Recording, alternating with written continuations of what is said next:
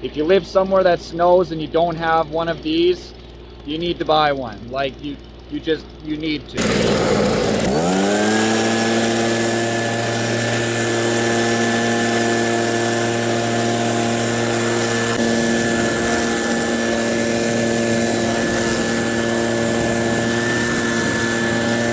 See, you need one.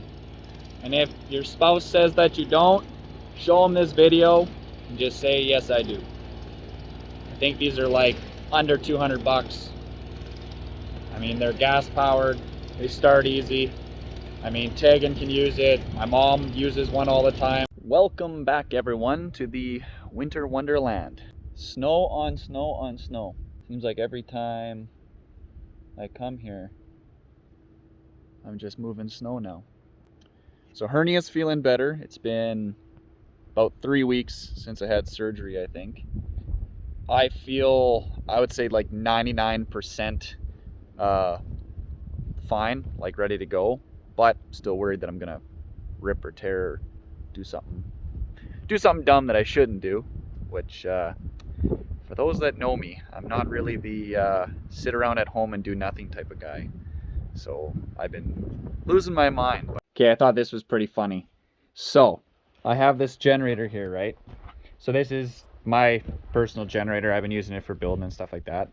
Pretty much every contractor that comes, I think, they just use this thing. And it is a piece of crap. I mean, I won't lie. It's a Princess Auto brand. The recoil is like half exploded right now, so you have to jank around with it. The electric start, even though I put a gigantic battery, the actual starter is way too small to turn it over. So if you look at it, they've used it till it's empty now, so it must be completely out of gas.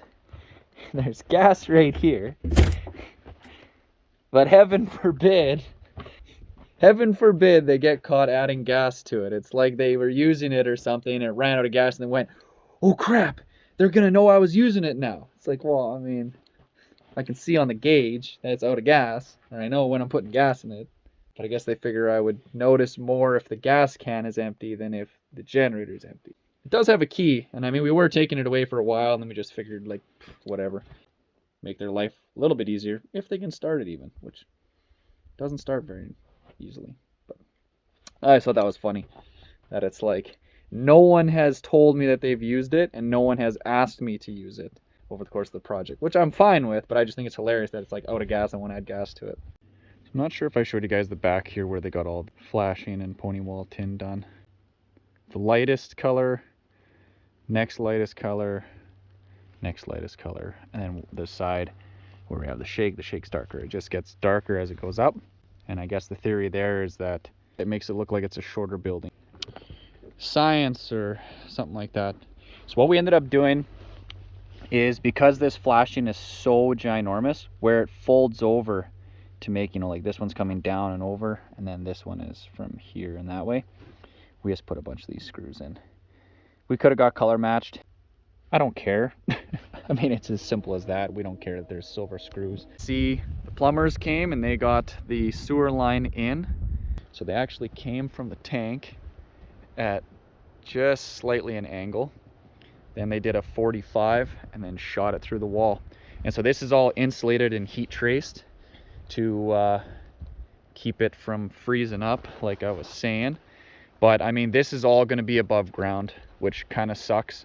What we are thinking of doing is building a little kind of a box around it with the heat, and then maybe, like I was saying, run the boiler line into here, heat the tank itself, and then come up and then run it right next to this, and then build a box around the whole thing. Our heat loss would then be good heat loss because it would be heating this up. But so you see how they did that there? So they can just cut a hole. We chose this profile of tin that's really flat, so they can just drill holes wherever, and then now we just have to come in and silicone it. You know, spray foam from the inside a bit, silicone it, and then it's done. So here we are under the house. So that's where that pipe comes in right there. Kind of hard to see. Right over there. Oh, we got more solar stuff was delivered. Oh, so this is the inverter.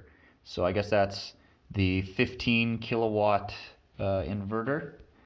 So they upgraded us We were originally going to start with two 4400 watt inverters running in tandem. Those, I guess, are discontinued or they can't get them because of COVID, blah, blah, blah. So then they upgraded us to a 10 kilowatt or a 10.2 or whatever, which was going to match the panels, which put out 13 point something. It didn't work. It couldn't handle the amount of panels we had. So either we had to disconnect panels, which is dumb, or we had to upgrade to another bigger system. So it cost me another $2,000, I think he was saying, and now we are up to, because it must have been maybe at like a 9. He said 10, but it must have been 9. Now we're at the 15. So now this is the bigger one. So this will actually give us room for expanding. So we can put more batteries on this one, we can do more panels on this one, we could do wind, we could do whatever. Today we have the bank appraisal coming, take a look at everything, and then basically from what he sees that's been completed, then he says what the house sitting like it is right now is worth to the bank if basically I don't pay, and then the bank has to sell it. So from that number, then the bank will give me a percentage of what he says it's worth. And because I'm in the middle of nowhere, the bank basically says, and the appraisal says, that this is just worth nothing. Like, they value it at about half of what,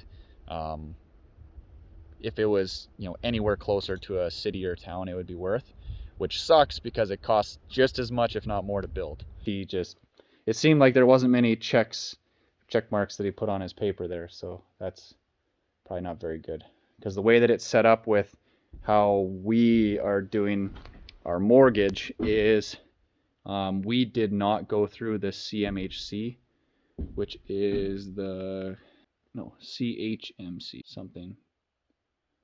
Oh, I have no idea. I'll put on the screen what it actually is. I can't remember, but CMHC is basically like if you're going to have a smaller down payment and you are a higher risk of not paying your mortgage payment, then you have to go through them. They kind of breathe down your neck to make sure that it's built in a shorter amount of time. You have to pay more fees. It ends up just costing you more money. So we took a bunch of extra years, saved a bunch of extra money, so that way we could have a bigger down payment, so we could avoid all that. That being said, though, for the appraisal guy coming, I have to tell the bank when I'm ready for the next appraisal. Whereas with CMHC, like, the bank has a checklist, and once you hit certain points, then you have to get the guy there and he does it, and then you get the next release. So if you need money before that, you're screwed. You have to try and find money somewhere else, or everything stops till you can, while working, save money to get to the point where then you can finish things and then get money for it. Because they'll only give you money for things that are completely done and installed. So like the issue that I'm having right now is I have all kinds of stuff that I've either purchased already or is partially installed, but it's not finished, such as the wood boiler, the backup generator, the solar system. But until it's completely done, they won't give it any value. So when the appraiser says that it has value, so it's X value, then the bank gives about 70% of what they say it's valued at. For us, because they say that we're in a area that is non-desirable, which basically is anywhere outside of a city, they say is not a desirable place to live. So when he comes in here and he prices it all out, he takes what it's worth and then basically subtracts a huge percentage, because it's like, you're in the middle of nowhere. With us, let's say it's costing us $100,000. The bank or the appraisal company says that yes, it's costing $100,000 to build, but it's only worth about $80,000 when it's finished. So they say that it's costing more money to build than what it's going to be worth when it's finished. Of that, you know, say 80,000 that they would give, of the 100,000, we would only be getting 70% of that. So whole lot of this, that's why we're both working full-time, Tegan and I, through all this, is we need to be working full-time to keep earning money, to keep paying towards the house as we go. So every time he comes, I have to pay for him to come because it's not through CMHC. So that's why I want to wait as long as I possibly can. Wait till I have no money in the bank at all and I'm completely broke. Then I get him out here. Then I have as much done as possible. Then he appraises it. Then I get the percentage of it. Then I can do another bunch of building.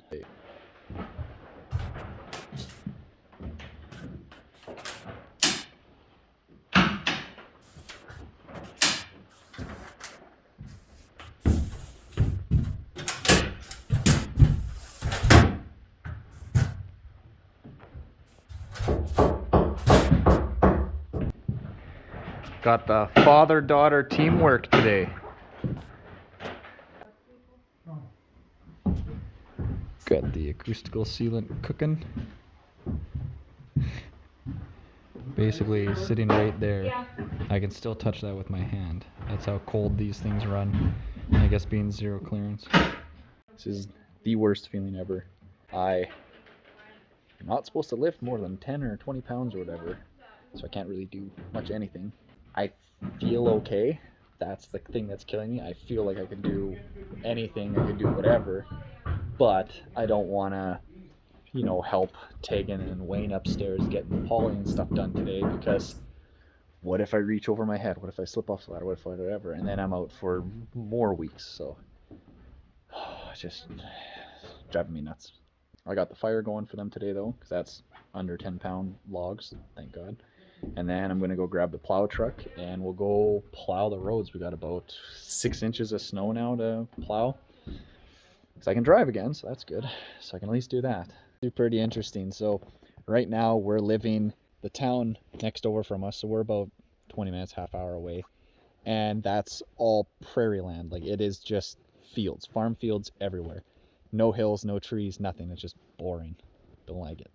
Here we have, basically it's like, you know, poor man's mountains, which is what we love, but we get more snow. So that's how much snow we're dealing with. Wayne's in the next town over there too. We had maybe an inch and a half of snow. We get 6 inches here, 20 minutes drive apart. So it's just crazy, but it's like being in the mountains. And that's what I love about it here. So a lot of people think that moving snow is you just move it. My theory is always to move the snow to where the water's gonna go when it melts anyway. So always the lowest spot into a ditch, closer to a pond. Basically just move it all ahead of time, so that way when it does melt, you have less runoff, you have less erosion, you have less puddles, less problems. For example, like here, this side is lower than that side, so I got the plow angled, so I'm pushing this way. So this is just a really cheap, crappy Canadian Tire plow, and it is probably 12 years old or something now, and it has plowed miles and miles and miles of roads and parking lots and driveways, and you name it. And I mean, it works. We have re-welded it more times than I can count. I mean, there is more new steel on here that we have put in than what it came with brand new. So it's just a winch style. There's no hydraulics, so you just have in and out.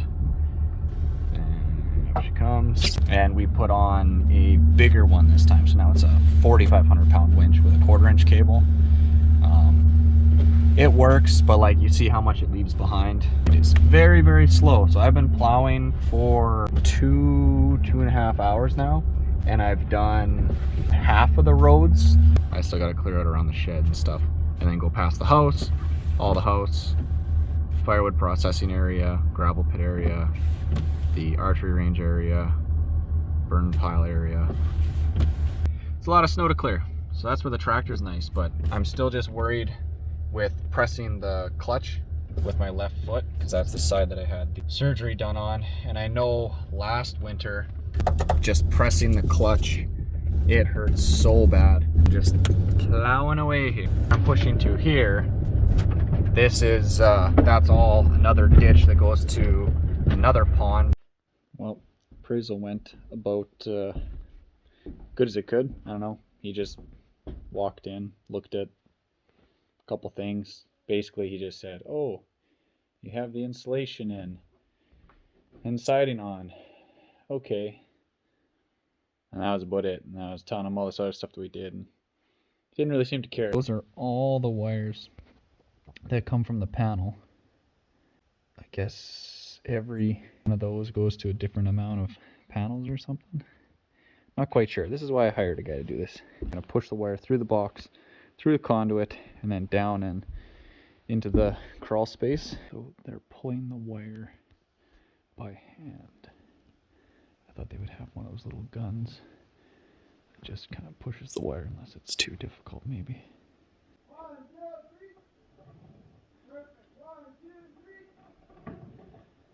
They're just doing 1, 2, 3, pull it. Hopefully it doesn't break a wire.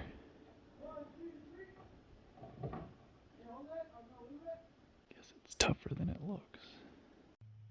Can't win. Just shoveled. So we have a big, huge load of drywall, the sheets of plywood for the ceiling, vapor barrier, a bunch of other random stuff. It is all gonna be coming Tuesday. I did move the racking and I moved a bunch of that other stuff and picked out a bunch of stuff that I can just throw in the burn barrel, all non-treated stuff and paper, because I'm not one of those guys that burns treated material. It's bad for the environment, bad for your lungs, just all around nasty stuff to burn, so I'm not going to burn that. And then this is leftover stuff. So those bottom 2 boxes, those are leftover pieces of the shake. We have an entire box, a full box of stone extra, plus I think 4 full pieces. I believe the electricians left for the day. Yeah, they're gone. So I mean, that's the thing too, right? I'm over an hour away from their shop for the solar guys. They left this morning at probably 8 a.m. they started, and by the time they're loaded up at the shop and then drove in the crappy weather, they didn't get here until, it was after I got here. I got here at I think around 10ish, so they got here just after 10, and then it's 3 o'clock now and they're making their way back home. They did, seems like they got quite a bit done. I'll go for a tour and see what they did and show you guys. I got the box in. So this is way ginormous, hand for scale. Oh, that's a fancy button. Wi-Fi, got a little screen on it. I guess there's big fancy wires that need to be made for this. Damn, that looks complicated. 200 and 200. Would that be 200 amp? No, you can't have twin 200 amps. Made in China, like everything. So I'm not sure if that would mean that at 240 volt you have 62.5 amp. That would make more sense. This is, I think, a 150 amp panel that Wayne put in here. It seems like it's pretty well built. It's got like gasket and everything on it, like a steel door. Seems like it's maybe designed to go outside or something if people are doing their things outside. It's got 3 clippy bobs on here. Holy man, look at that. Like, that is fancy. Bottom has knockouts. So I guess grid is the solar panels, load is the house, generator, PV, unless that's the panels, battery, common? I don't know. I'm not an electrician. They've ran their lines. There's 3 black, 3 red, and a green. Green one I think is some type of a control type.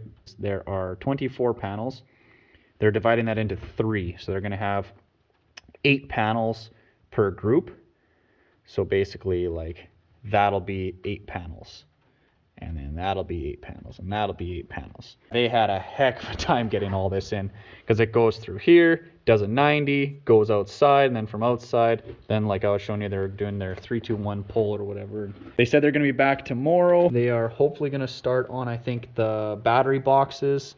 Kind of the plan is that once it's all in, between Wayne and I, we're going to kind of figure out what's going on, and then in the future I can do more myself. Still young, still learning, And I'm gonna be here for a long time, so I'm sure I'll have it all figured out.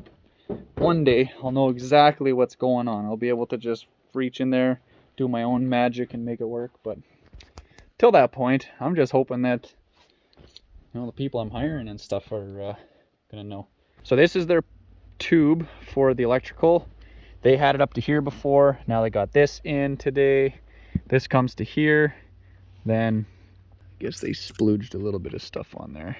Probably end up putting some more silicone along that. So here's the other end. So this is where they were, where I was filming. They were pulling the wires. They pulled it up through here, but they have it long enough to go up into here plus 8 inches or something. Go to here, here to the house. Oh, look at the house there. God, just look at it. Looks so good. So they got all the panels on. Definitely some flex in this racking, because it must be arcing, because you can see the panels are coming down and then flatter and then down. These are all arcing just slightly. I was gonna tell myself that all this is normal, how it should be. But as you can see, they're all covered in snow. So that is why I did not want to put this on roof. There it is, the full array. Makes the house look small. Being down here, I can either get like a extendo broom, or with the leaf blower like I was doing the deck, I can walk along and blow all of it off. So of course we got in an early morning delivery from the lumber yard. All of our drywall and a bunch of insulation's come in. Got the tractor all ready to go and made it part way from the shop to the house, right off the rim. Always something, right? Can never go easy. So we're driving backwards with the bucket down to hold the wheel up to get back to where we have an air compressor. So we're holding that wheel up in the air, and I'm using the brakes to steer left and right. It's working. Super sketchy, but working. Since I don't have ether to do the spray it and light it and it goes onto the bead, we're using the ratchet strap trick. Cinch it tight, trying to get it onto the rim. Not going too tight, because if you go too tight then it makes the tire kind of egg shaped and it doesn't go in the bead. The other part I forgot to mention is it's like minus 25 today. You know what? It's a little chilly. Yeah. Chris is nice and frozen over there too. Got it. We just beat on the tire with a hammer because it was really tightening in one spot with the strap and not another. So when we hammered on it, it kind of spread the tighteningness evenly. Hit it with the air compressor and boom, fixed. All right, let's try this again. Let's see. Holds up her own weight. There we go. Now we're way behind schedule. That took about an hour of my day. Oh, and I have to pick up the pallet forks on the way too, because I had to leave those behind. So hopefully no one took them off the side of the road there. Alright, we made it. We got snow being blown. Just gonna get it cleaned up so that way the delivery truck doesn't have any problems. Hopefully. Oh, they just texted me. They're leaving the yard right now. Okay, so we got about an hour or so before they get here. The rush is on. It's only when you're rushing that you have tons of problems. So sucked up a giant rock and now broke the big shear bolt. Luckily, my handy little toolbox, I found an extra one. Changed that. Got like 2 more passes left. That's it. Well, too much drywall to lift, so we're stacking her on. It's flexing like crazy. Hopefully it doesn't break. First pile down. Not broken yet, but they're in stacks of 2. I think they're 100 pounds per stack, so a lot to carry. So this is all the drywall for the second story, not including the tall walls. And there was a small lift of plywood that's for the tall ceiling, the vaulted ceiling there. You're like fucking Brett carried all these sheets up by himself. Yeah, You'll notice here, one arm is 6 inches longer than the other now. Yeah. Extended the arm from carrying up like 120 sheets of drywall. We got, what, there's 7 of us today carrying. Looks like a bomb went off, but Nice that there's an automatic so we get to sneak out every now and then. yeah. Brett's a monster. He's one-manning the 10-foot sheets, and a bunch of the other guys have been rotating through carrying them, but they're going all the way up there. So it's up the ramp, around, through, up the stairs, and then we're putting them in the rooms, whatever upstairs where they're needed. But it's a lot of work, but good thing I found a lot of guys that could come and give us a hand. So much mesh to clean up outside. But we got all the drywall upstairs. Well, almost all of it. We've got the plywood down there for the vaulted ceiling. That'll come up once we're working there, because then we can pass across. And then down there there's a bunch more drywall for kind of the, I think, the open space along in here and whatnot. Our plan for drywalling right now is we don't really want to do it ourselves because we're worried that we're gonna do a bad job and it's just gonna be ruined basically. It's very, very expensive to do drywall. Way more than what we thought it was gonna be. We're leaning towards having our neighbor who does drywalling, but he's kind of retiring out of it, having him come and hang it all, because the hanging part I guess isn't as bad, and then get another, you know, full drywall company to do the finishing on it. Mainly 10 and 12 foot sheets, you know, basically as big as sheets possible, have the least amount of joints. So this is like aqua board or whatever they call it, but that's for the bathroom. So the bathroom will all be done, ceiling, walls, everything with the aqua board. So in that way, this stuff is like a water resistant. It's for places that are going to be wet, like a bathroom there where the steam's going to be on it all the time. We had 7 of us and it took us 2.5 hours to hike it all out. We also had a surprise visit from a guy that's going to be doing our spray foam. He had a little laser thermometer and it's way too cold. Speaking of cold, I'm going to sit by the fire here. The interesting thing is, so what he said to do is we're just going to put poly over everything, including where we need to do spray foam, say like in there. He said just do poly over everything, but don't cut out around the windows. Just leave the windows so that he doesn't spray on over them, because otherwise he has to poly it himself and charge for it essentially. And then anywhere where he has to spray, we poly across, but we're gonna run acoustical sealant, he said, on either stud. And then when he comes, he's just gonna cut out wherever he needs to, stick his gun in, and then he'll just spray right into it. That way when he comes, he can do all of in between the wall and the floor. On the underside, it'll be the same thing, but it'll be the whole perimeter of the house. So he can do it all in one shot, so then he doesn't have to do 2 special trips or whatever, so save us a bit of money there. But at least then we can keep rolling on all of the vapor barrier. We did a little bit more up there. We have, I think, what do we have? 2, 4, 6, 8. Oh, it sucks. So we got to do 2 more pieces here because we have 8 feet left and we have to overlap. And that one's going to come across. This is really crappy because when they put it on, they forgot to do that little strip, that extra strip of poly. We never noticed.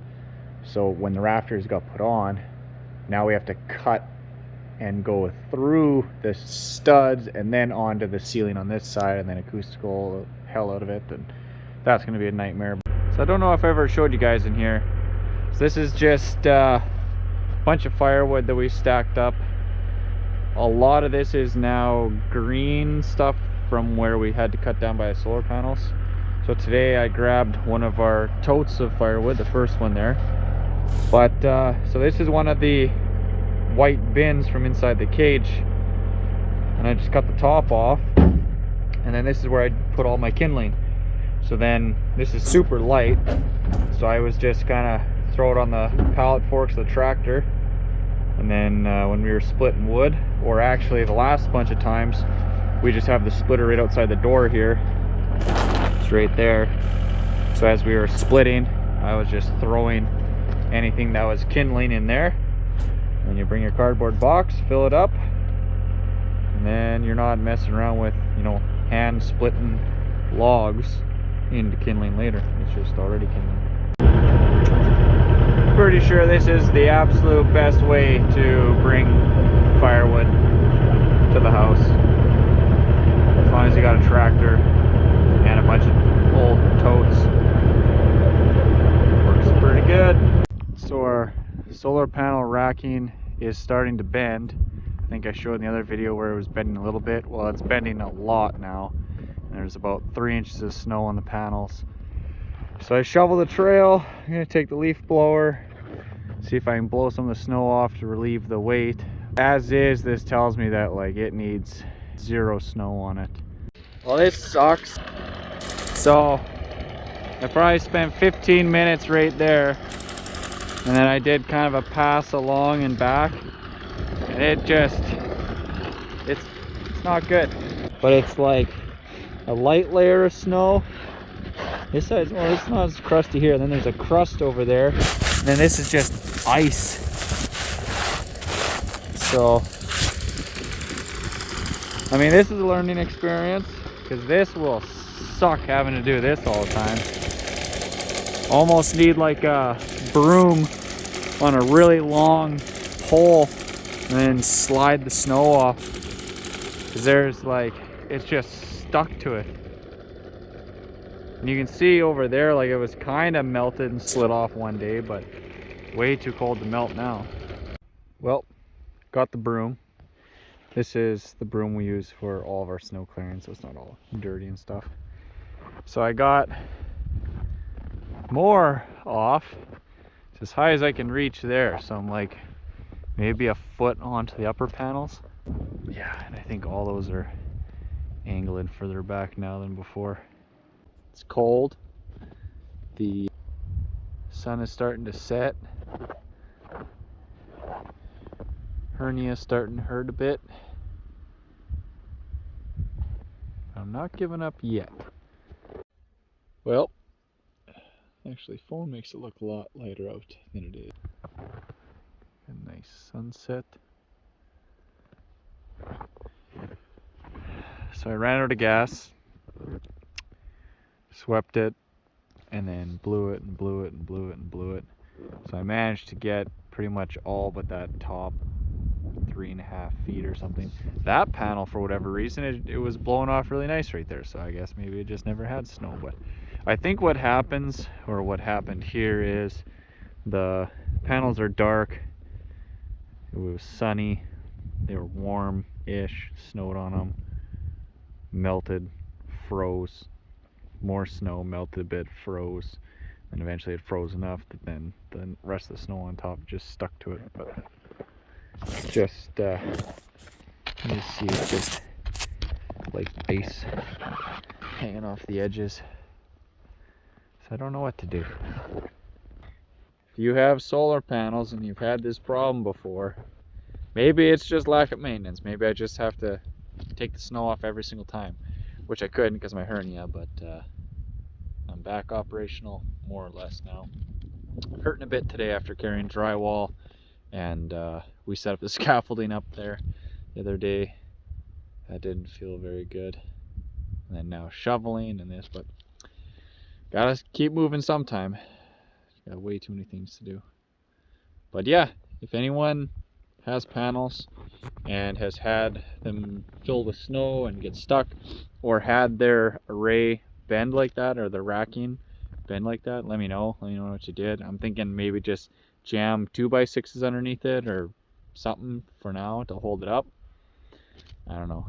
Let me know what you guys think.